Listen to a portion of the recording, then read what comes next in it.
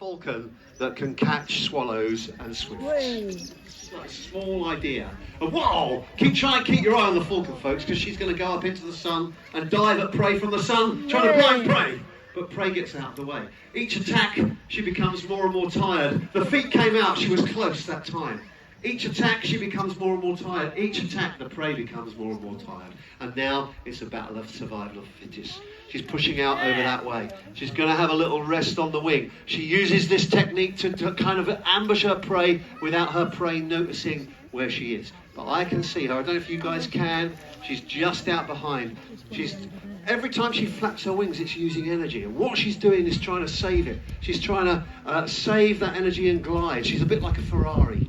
And she uses up the fuel quickly. In the wild, she would choose her prey carefully. In the wild, she would go for old, weak and sick individuals to give herself a chance. And without realising it, falcons keep the wild strong and pure by weeding out the weak and the sick. Harry's got a view of her. She's just playing around in the wind. This is one of her favourite things to do. Quinn is 7 years old, and she came to us from the National Bird of Prey Centre in Gloucestershire. And she is actually been here for many, many years now, doing these displays. So you can see Harry's got this lure, and on the end of the lure is pretty much just a bit of car in a tube. And it's a bit flappy, and the only thing that this falcon has ever killed is the bit of car in a tube on the end of the string. All right, one of the questions that we always get is, why doesn't she chase the real birds? Well, she doesn't really chase the real birds because the only thing she's killed is that. And if we had a flock of car inner tubes coming past, I think we'd be in big trouble. But yesterday, and there she's caught it and down on the ground. That was a lovely little ambush attack, wasn't it? Well done. She was watching us the whole time, and that kind of gives you the idea of what it's like if you're out here just taking your eye off things. Different kinds of parrots. That's what they were making. Macaws and gazelles are two of them. Aren't they pretty? Now the macaws are found in South America. And I'll tell you a bit more about the macaws in just a second. But let's just say a big thank you and a goodbye to one in the middle here on the arm. Oh, look at the yellow. Oh, When they turn round. Oh, 1, 2, there we are. That's good. Yay. I was pleased. So the one that's on my hand is called Peanuts, and the one that's on my arm is called Coco. Peanuts and Coco. Gliding approach now. Turning round. No, overshot. Got 1, got 2. Lovely. That was, I was pleased with 2 out of 2. That is going to fly over your heads. Oh, And she gets very, very low. Especially, you guys are okay now in that bit. This is the bit Yeah. over here. This is the low zone. This is the Mexican wave in reverse zone. All right, the ducking zone. Here she comes, everyone. Oh, she lovely. Layla's beautiful. She's got an aerial hanging down from her leg, ladies and gentlemen. She's not a remote controlled owl. But just watch out for the aerial as she goes across. Then glide. Wow, Get look low. at that. Think she's cute? Hands up if you think she's cute. Hands up if you've got a hamster as a pet. Oh, it's gliding now.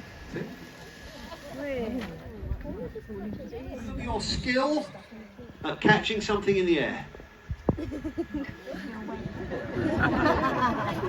She can't do it. She's got She to. catches her prey. But I just know that people like to see an owl walking because it gets a better reaction than when she's flying. And here you go. You go now. You go now. 1, 2, Squadron away.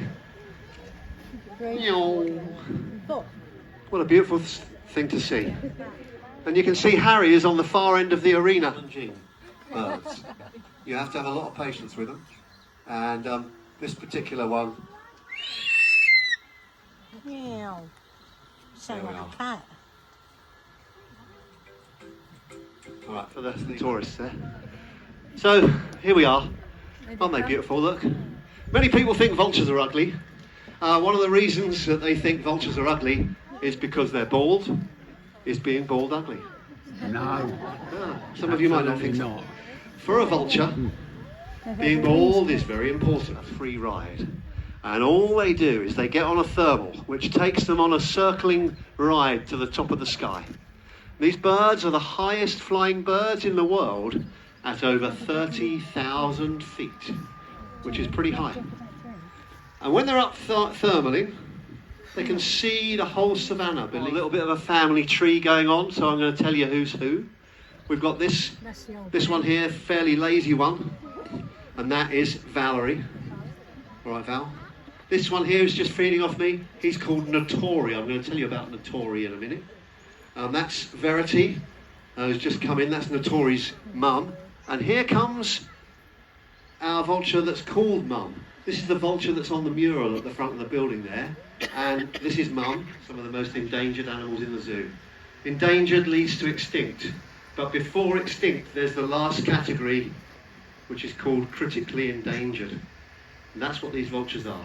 The last fingernail hold on life on this earth. All African vultures.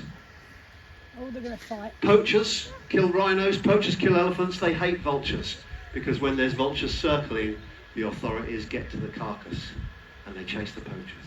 And so they hate vultures because vultures give the game away. And so the poachers poison as many vultures as they can, and they are disappearing from the wild. That's why when we breed one like that little youngster Notori, we are very, very proud of that. Now, if you thought, and they've kind of got a similar walk to him as well, I think. They've got kind of, aren't they lovely? Look. Harry's actually heading out to Africa in